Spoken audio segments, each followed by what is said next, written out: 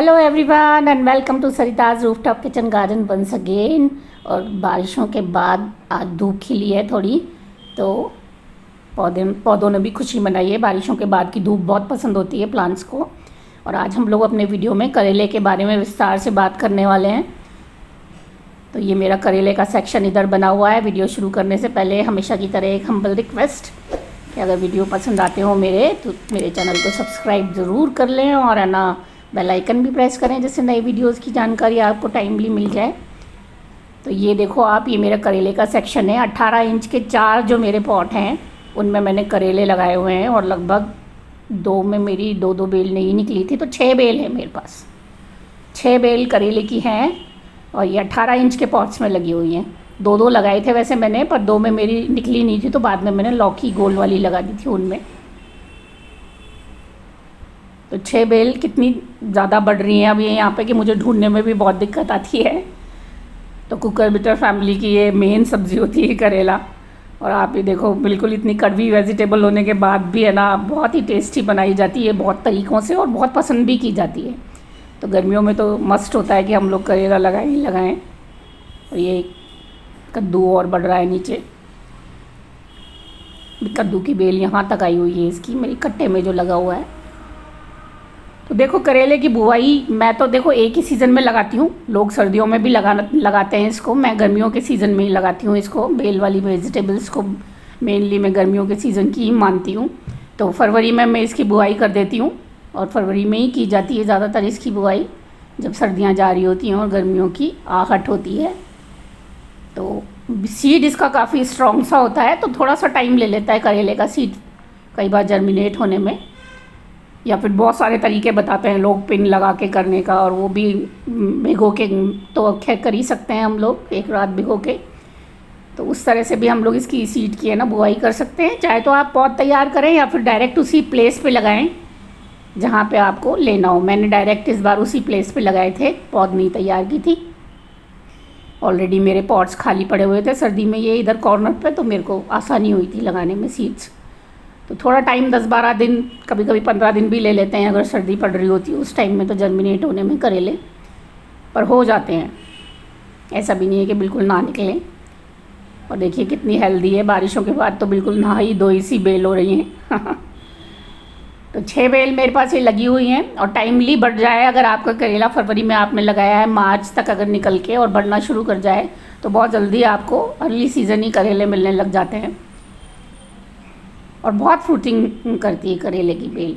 ऐसा नहीं है कि ना आपको कम फ्रूट्स मिले इसमें अगर अच्छी बड़ी हुई बेल होती है। तो इसका जो फ्लावर पॉलिनेशन करने का तरीका है वो थोड़ा सा सॉफ्ट होना चाहिए, क्योंकि अगर ज़रा सा भी तेज़ हम लोगों ने ना मेल फ्लावर को लगाया उस फीमेल के ऊपर तो वो टूट जाते हैं दोनों ही। तो बिल्कुल बस टच करके ही इसका है ना पॉलिनेशन करना चाहिए। धूप हमेशा की तरह, गर्मी की वेजिटेबल है, पूरी की पूरी धूप चाहिए होती है इसको। अगर धूप में आप कमी रखेंगे तो है ना फिर अच्छे करेले नहीं मिलेंगे आपको। और ये देखो कई तरह के मेरे यहाँ पे इसमें करेले लगे हुए हैं। डमरू वाले भी लगे हुए हैं, लॉन्ग भी लगे हुए हैं हाइब्रिड, और है ना देसी भी लगा हुआ है। पहली बार मैंने देसी भी लगाए हैं। वसंत वैरायटी भी लगी हुई है। झालरी वाली मेरी नहीं निकली थी तो वो मैंने अब लगाई है दोबारा। तो 3-4 वैरायटी के करेले लगाए थे मैंने, जिसमें से 3 हैं ये। तो देखो ये कुछ करेले पीले भी हो जाते हैं। अब ये तो खैर बारिशों का भी कमाल है, 2-3 दिन से बारिश जो पड़ रही है, तो अंदर जो बिल्कुल बिना धूप में आए हुए थे या रोशनी में आए हुए थे वो वाले करेले पीले भी पड़ने लग जाते हैं। कभी कभी आपके पास इतने फ्रूट्स पड़ रहे होते हैं किसी बेल में, वो भी एक रीज़न हो जाता है कि आगे जो नए बन रहे होते हैं वो फिर पीले होने लग जाते हैं, इतना न्यूट्रिशन नहीं मिल पाता उनको। और बाकी तो मैंने आपको बताया ये पीले होने का रीज़न एक्सट्रीम टेम्परेचर्स होते हैं, बहुत तेज़ गर्मी और बहुत तेज़ सर्दी में अगर पड़ रही है तो फिर तो भी आपका फल पीला होने लग जाता है। पानी अगर कम या ज़्यादा है तो भी पीला होने लग जाता है।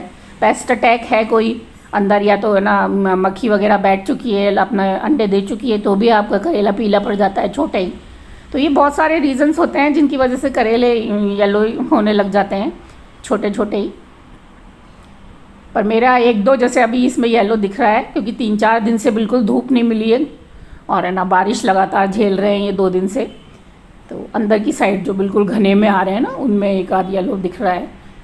पिछले दिनों हफ्ते पहले मैंने बहुत सारे 30-40 करेले जो है पॉलिनेट किए थे इसमें 3 दिन में। तो वो सारे, तो कैसे कह सकते हैं कि आप बढ़त ले लेंगे, कुछ तो जाएंगे ही उनमें से। मिट्टी अच्छी तैयार आप करेंगे, मैं हमेशा आप लोगों को बोलती हूँ सक्सेसफुल गार्डनिंग का सबसे बड़ा राज यही होता है, आप अच्छी मिट्टी तैयार करके फिर आप उसमें लगाएं। मिट्टी में भी आपकी में रोग नहीं होने चाहिए, इसलिए आप लोग फंजीसाइड ज़रूर मिलाएं कोई भी मिट्टी में। ट्राइकोडर्मा मैं हमेशा सजेस्ट करती हूँ, ऑर्गेनिक वाले ट्राइकोडर्मा ही मिलाएं। तो एक स्ट्रॉन्ग सी अगर आप मिट्टी तैयार करते हैं ना, तो फिर देखो बेल इस तरह से बढ़ती हैं।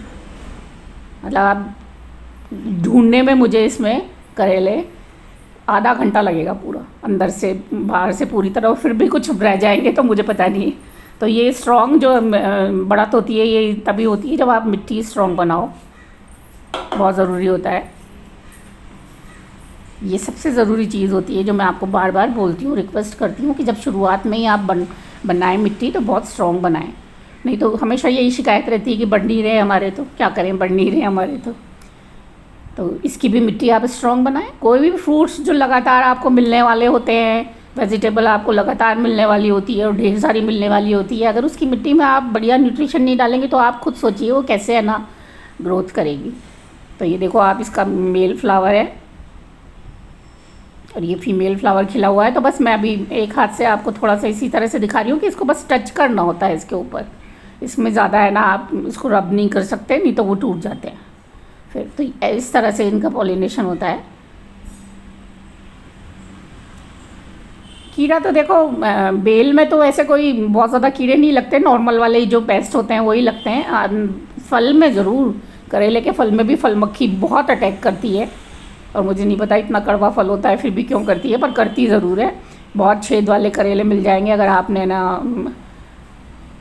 बांधा नहीं है उनको या फल मक्खी का इलाज नहीं किया है। तो आप देखो करेले, मेरी इतनी घनी बेल है, अंदर ढूंढ ढूंढ के मैं कैसे बांधूँ, तो मेरे लिए पॉसिबल नहीं होता। तो मैं इसमें थोड़ा सा है ना हफ्ते में ही स्प्रे कर देती हूँ, जिससे है ना फल मक्खी को बैठने की या ज़्यादा जगह ना मिल पाए।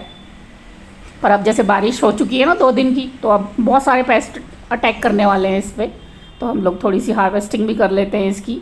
तो इलाज तो एक ही है, आप ऑर्गेनिक स्प्रे करते रहिए, बायो एंजाइम्स का कर दीजिए, कभी नीम ऑयल वगैरह का कर दीजिए। और मैं तो ऑर्गेनिक वाले तो ढूंढते ही रहते हैं, तो मैं इसको पे जो पूरा बागवानी का रेंज आता है उनका, उस पर नज़र रहती है मेरी, हमेशा मंगा लेती हूँ मैं कि वो इफ़ेक्टिव होती है काफ़ी अच्छे तरीके से। तो वहाँ से भी है ना ऑर्गेनिक पेस्टिसाइड्स वगैरह का इंतज़ाम कर सकते हैं हम लोग। तो लगातार इस पर है ना कुछ दिन में स्प्रे करते रहें, तो आपको इस तरह से बढ़िया फ्रूटिंग मिलेगी। फिर एक तो बेल स्ट्रॉन्ग बड़ी होनी चाहिए आपकी शुरू से ही, है ना। और पॉट साइज़ हमेशा बड़ी सब्जियों के लिए बड़ा ही रखें। अब जैसे देखो मैं 18 इंच से कम के लेने की सोचती भी नहीं हूँ अपनी बेलों के लिए। पॉट बेलों के लिए तो इतना ज़रूरी होता है, या फिर ग्रो बैग में लगाया हो आपने जिसकी कम से कम 1 फीट की गहराई हो, तो उसमें भी अच्छी बढ़ जाती हैं फिर बेलें। तो ये ज़रूर आप लोग ध्यान रखें, सन इसको पूरा ही चाहिए होता है। देखो आप बहुत सारे करेले हैं, और मुझे अभी तो जो ऊपर दिख रहे हैं थोड़ा सा वही मैं तोड़ पा रही हूँ। थोड़ी देर वीडियो बंद करके पूरा मैं इसको छानूंगी और अच्छे से मिल जाए मुझे पूरी तरह से।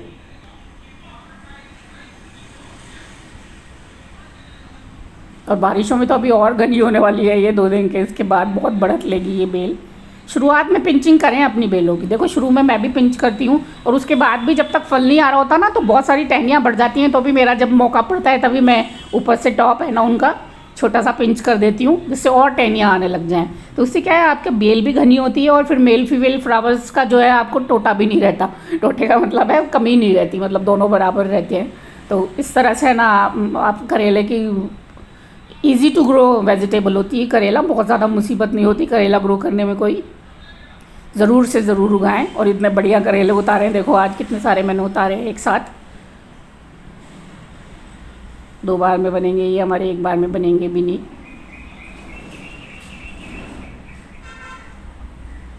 मिट्टी सारी वेजिटेबल्स को थोड़ी सी एसिडिटी चाहिए होती है इस तरह से, है ना। तो पीएच तो 6:30 से 7 के बीच में, या 6 से 7 के बीच में वो तो चल जाता है। उम्मीद करती हूँ आप लोगों को करेलों पर वीडियो पसंद आएगा। बरसात में आप अभी उगा सकते हैं बिल्कुल इनको दोबारा से। बहुत बहुत धन्यवाद आप सभी लोगों का। नमस्कार।